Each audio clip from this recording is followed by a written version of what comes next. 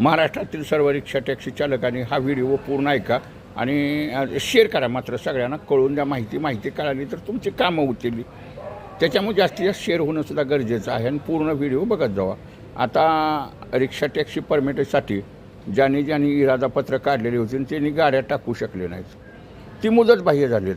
मग ते किती बी दिवसाचं असून द्या, 6 महिने होऊन गेलेलं असून द्या, 1 वर्ष होऊन गेलेलं असून द्या, 2 वर्ष, 3 वर्ष, 4 वर्ष, 5 वर्ष असून द्या, तुम्ही काढलं होतं ना आणि तुम्ही गाडी टाकू शकला नाही सा, तर ते तुम्हाला फक्त 30 दिवसाची मुदत मिळणार आहे.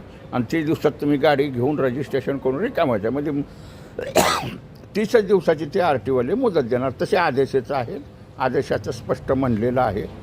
हे मात्र कोणी विसरू नका. तर ज्यांची अशी इरादापत्र आहेत मुदतबाह्य झालेली त्याने RTOला ताबडतोब जावं आणि जाताना एक अफिडेविट करायचं असते बरं का. त्याच्यासाठी तुम्ही कारण सांगायचं असते, मी गाडी का घेऊ शकलो नाही, हे माझं ओरिजिनल इरादापत्र आहे, माझ्याकडं लायसन आहे, बिल्ला आहे, राशन कार्ड आहे, वोटिंग कार्ड आहे आणि पोलीस रिपोर्ट आहे. तुमचा 15 वर्षाचा दाखला तुम्ही परमिट करताना काढलेला असेल, पोलीस रिपोर्टची ती कॉपी जोडा. त्यावेळी तुम्ही काढलेलं इरादपत्र काढलं होतं वर्षापूर्वी, 1.5 वर्षापूर्वी. आता त्याची पोलीस रिपोर्टचे अधिकारी जर म्हणले करा तर करायचं नाही पुन्हा, त्याला काही गरज नाही. तो पूर्वीचा जो आहे तो जोडायचा. कागदपत्र मात्र तुम्हाला करावी लागणार आहे. एक अफिडेविट तुम्हाला करावं लागणार आहे. आणि हे काम एक अर्ध्या-पाऊण तासातच RTO कार्यालयातून होतं. ह्याला काय कुठला पैसा वगैरे काय फी वगैरे काही लागत नाही बघा. नाही जर कोण जर तिथं अधिकारी वगैरे जर काय पैसे मागायला लागले ना इरादापत्राची मुदत वाढवण्यासाठी, तर डायरेक्ट फोटो करायचा त्यांचा आणि डायरेक्ट मुख्यमंत्र्यांना मेल करायची, बाबा असं आम्हाला ती इरादापत्राची मुदत संपलेली होती आणि हिथं आम्हाला पैसे मागतायत.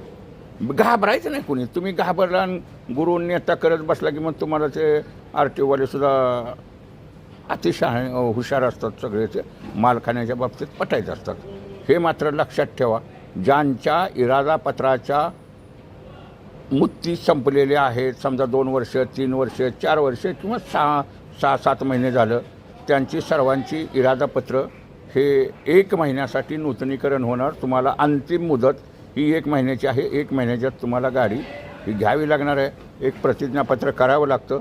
अशी कुणाची इरादापत्र आहेत त्यांनी ताबडतोब आपापल्या RTOला जावा, डायरेक्ट साहेबाला भेटायचं आणि डायरेक्ट तुमचं काम करायचं. आणि 30 दिवसाच्याच गाडी घ्यायची. फक्त 30 दिवसाची तुम्हाला ती मुदत आहे. पण तुमचं ते इरादापत्र कधी 5 वर्षाचं असून द्या, 4 वर्षाचं असून द्या, 2 वर्षाचं असून द्या, तुम्ही इरादापत्र काढलं होतं ना, गाडी फक्त टाकू शकला नाहीचा व्हिडिओ जास्तीत जास्त शेअर करा.